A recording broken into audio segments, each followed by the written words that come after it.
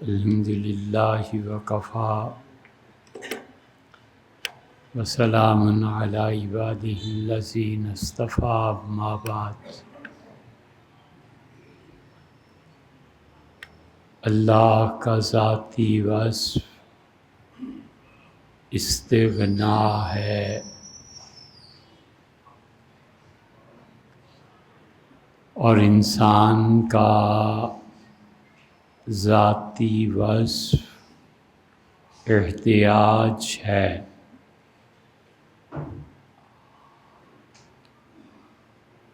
اور جو اوصاف ذوات کے ساتھ گندھے ہوئے ہوتے ہیں، اس وصف لازم اور اس ذاتی وصف کو ذات سے جدا نہیں کیا جا سکتا۔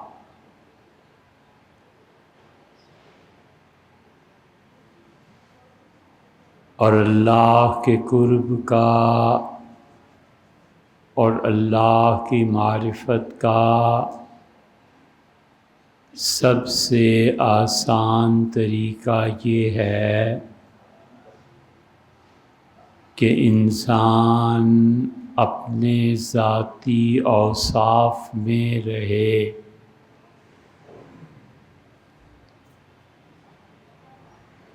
اور اللہ کی محبت اللہ کے ذاتی صفات کی طرف رہنمائی کرتی ہے۔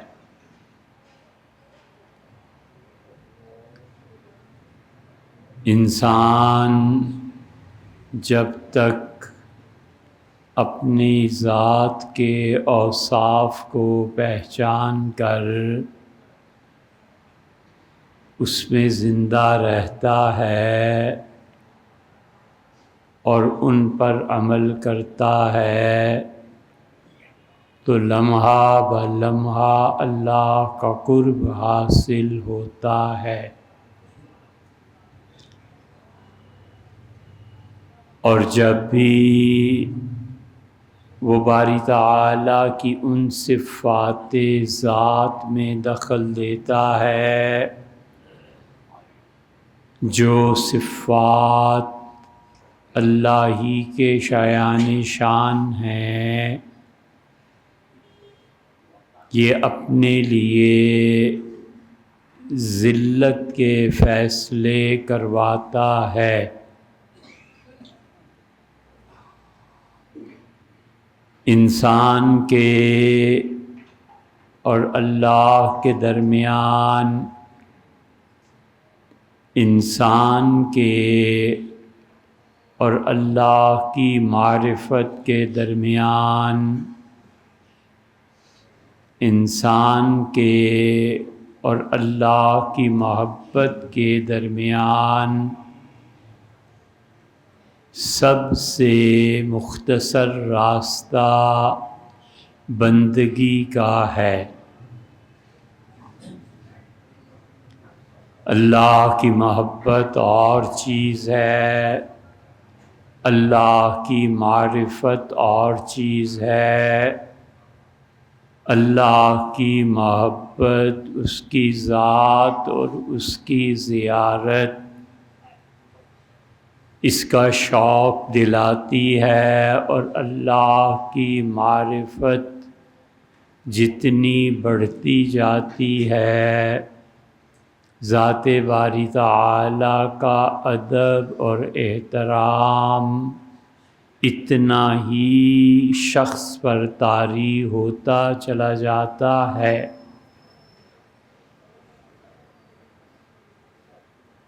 اور جو آدمی ذرہ برابر بھی معرفت کے درجے پر پہنچ کے بے ادبی سے کام لیتا ہے، وہ قرب کے درجے سے گرا دیا جاتا ہے۔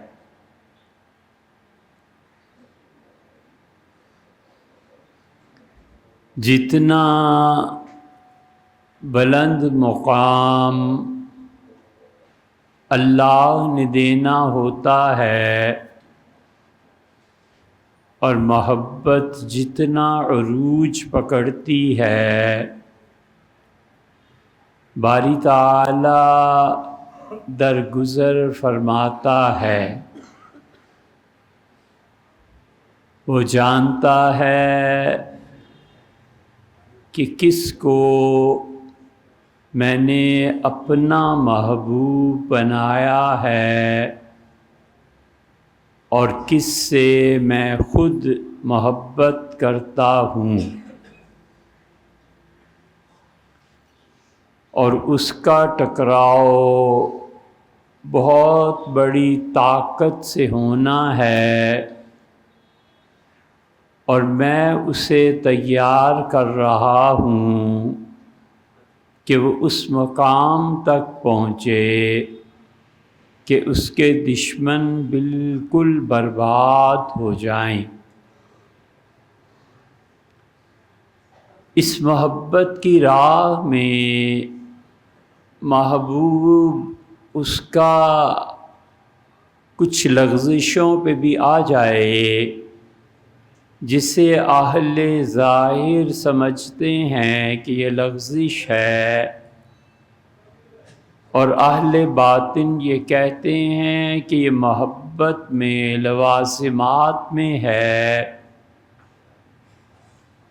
وہ اس سے درگزر کرتا ہے۔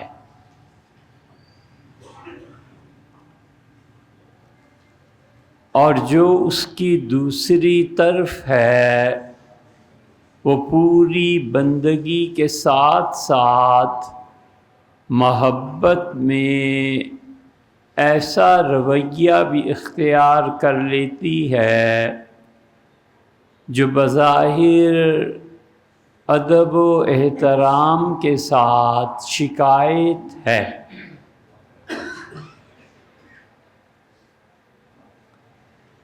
دو آدمیوں پر غور کرو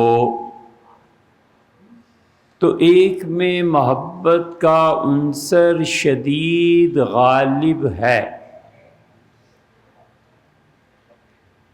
اور اللہ اپنے اس محبوب پیغمبر علیہ السلام سے فرماتے ہیں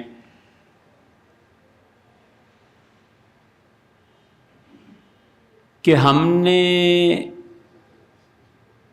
وَلِتُسْنَى عَلَىٰ عَيْنِي، تم تو ہر وقت میری نظروں میں رہتے ہو، اَنَا اخْتَرْتُكَ،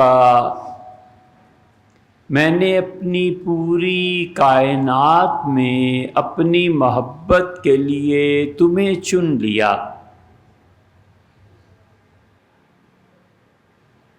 پھر کہتا ہے کہ تو مجھے اتنا پیارا لگتا ہے، وَأَلْقَيْتُ عَلَيْكَ مَحَبَّةً مِّنِّي، میں نے اپنی طرف سے محبت کا پیرہن تمہیں پہنا دیا،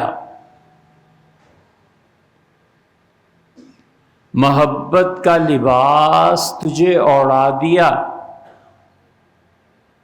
تمام دنیا کی نگاہوں سے اوجھل کر کے خاص طور پہ تم سے اپنی محبت کا اظہار کر رہا ہوں۔ فَاسْتَمِعْ لِمَا يُوحَىٰ، اور سن جو کچھ میں تجھے کہتا ہوں۔ اور تربیت محبت کے ساتھ قُولُوا لَهُ قَوْلًا لَّيِّنًا، جہاں میں بھیج رہا ہوں وہاں پر بہت نرمی سے بات کرنا ہے۔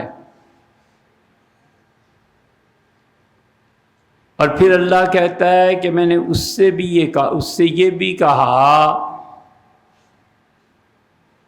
کہ میں تمہیں تمہارے دشمنوں پر غالب رکھوں گا۔ اور یہ سارے اظہار محبت کے ساتھ وہ جو آگے جس پہ اتنی عنایات کی جا رہی ہیں، وہ اس عالم ارواح میں اپنے باپ سے بھی مناظرہ کرنے کو تیار ہے۔ اور حضرت رسالت پناہ صلی اللہ علیہ وسلم نے فرمایا کہ ان کی ملاقات ہوئی ان کے والد سے عالم ارواح میں۔ جو لوگ یہ سمجھتے ہیں کہ عالم ارواح کا عالم اجساد سے کوئی تعلق نہیں رہتا، وہ بہت بڑی غلط فہمی اور علم کے نہ ہونے کی وجہ سے سمجھتے ہیں۔ موت انسان کے جسم اور روح کے عارضی طور پر منقطع ہونے کا نام ہے۔ موت مستقلاً جسم اور روح کو جدا کر دے، ایسے کبھی بھی نہیں ہوتا۔ وہ نظروں سے اوجھل رکھنے کے لیے انسانی احترام اور ان رسومات کو جو مذہب اس کے ذمے واجب اور فرض کرتا ہے ان کو پورا کرنے کے لیے یہ سب کیا جاتا ہے، اور انسان حقیقت میں نہیں مرتا۔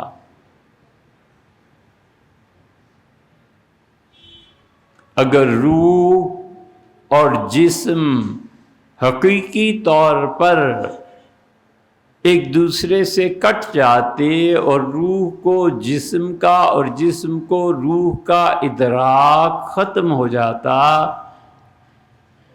تو یہ کبھی بھی حضور اقدس صلی اللہ علیہ وسلم نہ فرماتے کہ میت کے انتقال پہ حد سے زیادہ نہ رو، اس سے میت کو تکلیف ہوتی ہے۔ اور علامہ عینی رحمۃ اللہ علیہ نے اس کی شرح میں کہا کہ جب انسان لوگ حد سے زیادہ ہی رونا دھونا کرتے ہیں تو میت افسوس کا اظہار کرتی ہے کہ میری موت سے کتنے لوگ تنگ ہو گئے، کتنے پریشانی اور مشکلات میں مبتلا ہو گئے۔ اور آپ نے فرمایا کہ جن کندھوں پہ میت جاتی ہے وہ ان کو پہچانتی ہوتی ہے کہ کس نے میرا جنازہ اٹھایا ہے۔ اس لیے جدائی کا غم ہوتا ہے کہ پھر کب ملیں گے، کب ایک دوسرے سے آمنا سامنا ہوگا، اور کب وہ مبارک دن آئے گا جب دونوں پھر ایک جگہ اکٹھے ہو جائیں گے۔ تو اس لیے موت دائماً انسان اور روح کے ساتھ تعلق برقرار رہتا ہے۔ اسی لیے فرمایا کہ جب میت کا انتقال ہو جائے تو لوگوں اس کو دفنانے کے بعد جو تم میں سے جتنا اس کے قریب کا رشتہ رکھتا ہے اسے چاہیے کہ وہاں بیٹھے، اور اتنی دیر جتنی دیر میں ایک اونٹ کو ذبح کر کے اس کا گوشت تقسیم کیا جاتا ہے کتنا بیٹھے۔ صحابہ رضی اللہ عنہم نے کہا کہ ظہر اور عصر کے درمیان عصر کی اور مغرب کی درمیان نمازوں کے درمیان جتنا وقفہ ہوتا ہے، یعنی پونے 2 گھنٹے وہ بیٹھے اس میت کے پاس اور تلاوت کرے اور میت کو تلقین کرے اور اسی طرح اللہ کا ذکر کرے۔ آپ نے فرمایا تثبیت اللہ، اس لیے کہ تمہارے بیٹھنے سے اسے سکون ملے گا اور تمہارے بیٹھنے سے تم دعا مانگو گے تو اس سے سوالات کے جوابات میں دینے میں آسانی ہوگی۔ تو یہ سمجھنا کہ جسم اور روح کا تعلق ختم ہو جاتا ہے، یہ جہالت پر مبنی باتیں ہیں۔ تو اس کو دیکھو جس سے محبت کا اظہار ہے، جس سے پروردگار عالم خود کہتا ہے کہ انا اخترتک، میں نے تمہیں چن لیا پوری کائنات میں، اور حد ہو گئی، کہتا ہے وَأَلْقَيْتُ عَلَيْكَ مَحَبَّةً مِّنِّي، میں نے محبت تم پہ اوڑھا دی ہے، سر سے پاؤں تک، جیسے دلہن ایک کپڑے میں لپٹی ہوئی ہوتی ہے چادر میں، اس طرح سے فرمایا کہ ہم نے تمہیں محبت سے سر سے پاؤں تک رنگ دے دیا ہے۔ اور اس کی ملاقات ہوئی اپنے جد امجد حضرت آدم علیہ السلام سے، اور کہتے ہیں کہ ابا آپ نے وہ لغزش کی اور جنت سے نکالے گئے، نہ آپ وہ کرتے، نہ جنت سے نکالے جاتے، نہ دنیا میں آ کے اتنا کچھ ہوتا، وہ کیوں کی؟ انہوں نے کہا میرے بچے مجھے اس غلطی پر کہتے ہو جو میری پیدائش سے بھی 50,000 سال پہلے لکھ دی گئی تھی۔ حضور اقدس صلی اللہ علیہ وسلم یہ بات سنا کر بہت خوش ہوئے۔ آپ نے فرمایا آدم جیت گیا، آدم جیت گیا، اور لوگوں آدم علیہ السلام والد جیت گئے اور بیٹا چپ ہو گیا۔ پھر وہ بات کرتا ہے، یہ محبت کی دنیا ہے، اور کہتا ہے کہ یہ 70 آدمی میری قوم میں سے گئے تھے، اور آپ نے یہ کیا کیا، ان پر موت واقع طاری کر دی۔ قوم ہمیشہ بنی اسرائیل مجھے بہت برا بھلا کہتی ہے، ان ہی الا فتنہ، یہ ساری آپ کی آزمائشیں ہی ہیں۔ یہ بندہ اپنے رب سے کہہ رہا ہے، اور جو 10 تختیاں خدا نے خود لکھوا کر دی تھیں، حوالے کی تھیں، اللہ فرماتے ہیں جو اپنی قوم میں پہنچے اور انہوں نے بچڑے کی عبادت دیکھی، تو یہ تیسری بات بھی سنو، انہوں نے القل الواح، ساری تختیاں اٹھا کر زمین پر پھینک۔ وَأَخَذَ بِرَأْسِهِ أَخِي، اپنے بھائی پیغمبر ہارون علیہ السلام کو سر سے پکڑ لیا۔ یہ چوتھی بات بھی سن لو، يَجُرُّهُ إِلَيْهِ، داڑھی پکڑ کے اس کی اور سر کے بال اپنی طرف کھینچا، اور کہا میں نے جس قوم پہ اتنا عرصہ محنت کی، میں چھوڑ کے گیا تھا بھائی آپ کو، آپ ان کی نگرانی کریں، یہ شرک کرنے لگے ہیں، یہ کیا کیا؟ وہ غیرت جاگی کہ میرا جو محبوب ہے میں اس کی طرف بلا رہا ہوں، اور یہ میرے محبوب اللہ کو چھوڑ کے غیر کی طرف چل پڑے، یہ کیا ہو گیا؟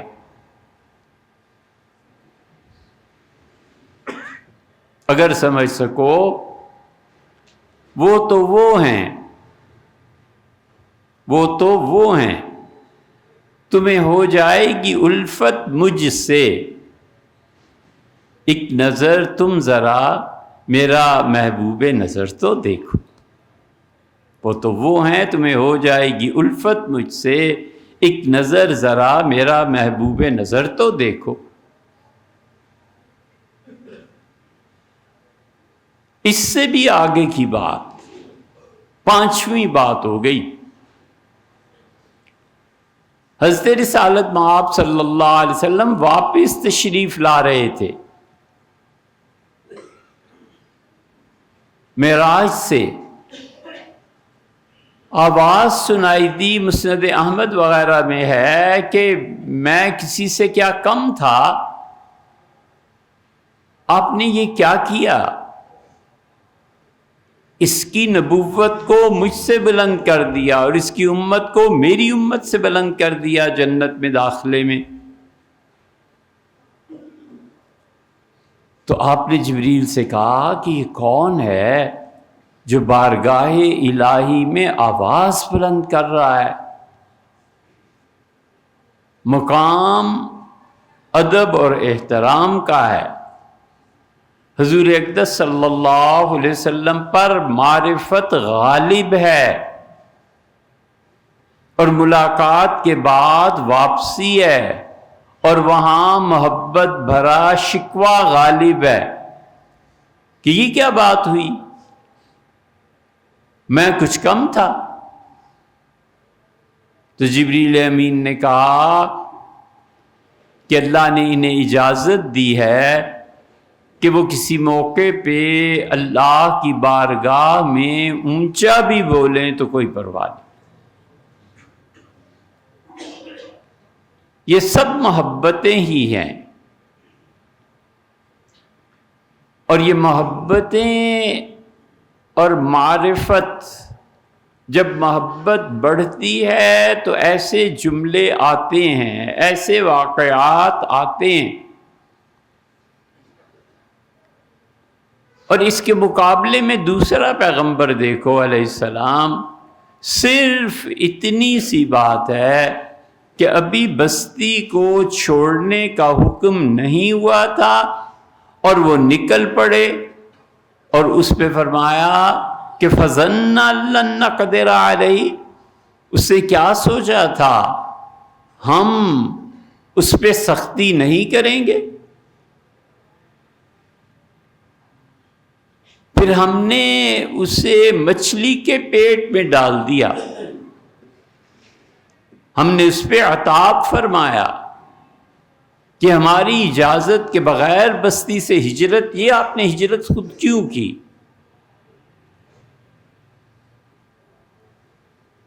اور اگر وہ ہماری تسبیح نہ کرتا، تسبیح کا منفی اور نیگیٹو چیز اپنی ذات کا احتیاج ظاہر کرنا، اور یہ کہنا کہ جس کی کوئی بات حکمت سے خالی نہ ہو وہ آپ کی لوازمات ذات میں سے ہے، اور بندگی کی لوازمات ذات میں خطا کا کرنا ہے، سبحانک تو پاک ہے، یہ تیری ہی لائق ہے۔ حتیٰ کہ جو میں کہتا ہوں تو پاک ہے تو اپنے ہی آپ کو پاک کر رہا ہوتا ہوں، تجھ میں تو کوئی عیب ہی نہیں جسے پاک کروں۔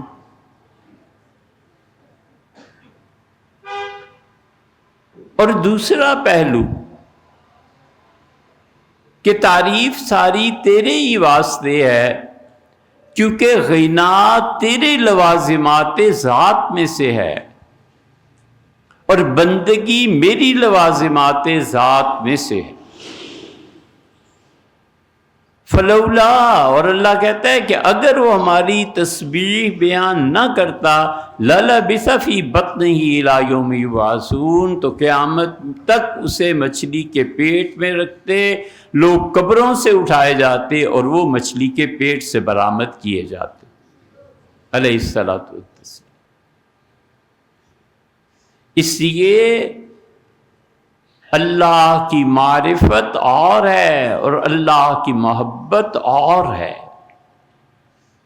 اور معرفت خداوندی میں سب سے زیادہ قرب دلانے والی اور معرفت سے محبت کی طرف کھینچ کے لے جانے والی بندگی ہے۔ بس جو جتنا بندہ بن کے رہتا ہے وہ اتنی ہی قرب کی منازل کو طے کرتا ہے اور اس کا دل زندہ رہتا ہے۔ اسی لیے نسخہ بتایا گیا کہ فجر کی سنتوں کے درمیان، فجر کی سنتوں اور فرائض کے درمیان 40 مرتبہ یہ پڑھو، لا الہ الا انت، یا حی یا قیوم لا الہ الا انت برحمتک استغیث، اے ہمیشہ زندہ اور قائم رہنے والی ذات، حیات اس کی لوازمات میں سے، ذات میں سے ہے، اور فنا میری لوازمات ذات میں۔ یا قیوم، یا حی یا قیوم، ہمیشہ قائم رہنے والا وہ، اور میں محتاج، اگر اس کی طرف سے میرا اقامہ نہ ہو تو میں کہاں قائم رہ سکتا ہوں؟ نہ زندگی، نہ موت، نہ فنا، نہ عروج، کچھ بھی ہے ذات پاک کی طرف سے۔ یا حی یا قیوم لا الہ الا انت، میں اس بات کا اقرار کرتا ہوں کہ الوہیت تیرے علاوہ کسی میں نہیں، الوہیت کا مقام، اس کا استغنا، ربوبیت کا مقام اپنے احتیاج کا ظاہر کرنا۔ بندہ نبوت کے درجے پر پہنچ کے بھی ربوبیت کو اختیار کرتا ہے اور بار بار کہتا ہے ربنا ظلمنا انفسنا، رب انی ظلمت نفسی،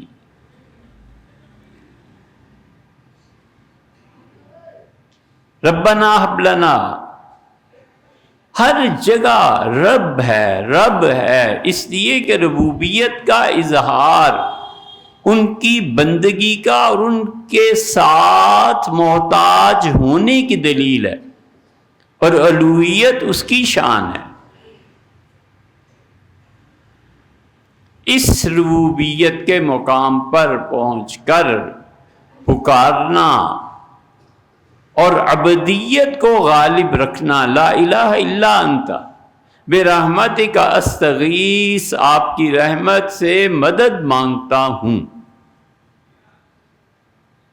فجر کی سنتوں اور فرائض کے درمیان فرمایا اگر کوئی شخص یہ 40 مرتبہ پڑھ لے، یا حی یا قیوم لا الہ الا انت برحمتک استغیث، فرمایا اس آدمی کا دل کبھی بھی مردہ نہیں ہوگا، دل کی زندگی اسے مانگو، دل زندہ رہے۔ جس کا دل جتنا قوی ہوتا ہے اس کی قبر سے اس قوت کے ساتھ اتنی ہی زندگی کی شعائیں نکلتی ہیں، اور یہ وہ چیز ہے جسے صوفیہ کہتے ہیں کہ وہ قبور سے فیض پاتا ہے۔ یا حی یا قیوم لا الہ الا انت برحمتک استغیث۔ اور بندے، اور بالکل اس کی دوسری ورق کی دوسری طرف چلے جاؤ کہ بندے اور اللہ کے درمیان سب سے بڑا پہاڑ بھی کوئی چھوٹا موٹا نہیں، مارگلا نہیں، اتنا نہیں، ہمالیہ جیسا پہاڑ دعویٰ ہے، مت کرو۔ دعویٰ بندے اور اللہ کے درمیان پردہ ہے، دعویٰ محجوب کر دیتا ہے، اور محجوب کے حجاب کو کشف المحجوب لکھنے والا یہی کہتا ہے کہ میں پردوں کو ہٹانا بتاؤں تمہیں، تاکہ تم اور ذات باری تعالی ایک دوسرے سے براہ راست کوئی بات کرو، کوئی مشاہدہ کرو۔ وہ جس پہ محبت کا غلبہ تھا وہ اس حد تک پہنچا کہ کہتا ہے رب ارنی انظر الیک، اللہ کچھ ایسے کر دیں کہ میں آپ کو دیکھ لوں، آپ کیسے ہیں؟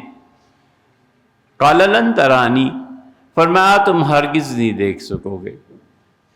اور اس پہاڑ کو دیکھو، اگر یہ اپنی جگہ پہ قائم رہا، فَإِنِ اسْتَقَرَّ مَكَانُهُ، پہاڑ اپنی جگہ سے نہ ہلا تو تم دیکھ لو گے۔ فَلَمَّا تَجَلَّى رَبُّهُ لِلْجَبَلِ، اور جب اس کے پروردگار نے تجلی ڈالی اس پہاڑ پر، خَرَّ مُوسیٰ صَعِقًا، موسیٰ علیہ السلام بے ہوش ہو کر گر پڑے، اور وہ پہاڑ ریزہ ریزہ ہو گیا۔ اللہ کی تجلیات جب عالم معرفت میں پڑھتی ہیں اس کا نتیجہ فنا نکلتا ہے، اور جب عالم محبت میں پڑھتی ہیں تو بقا کے ساتھ فنا کا مزہ بھی چکھتا ہے۔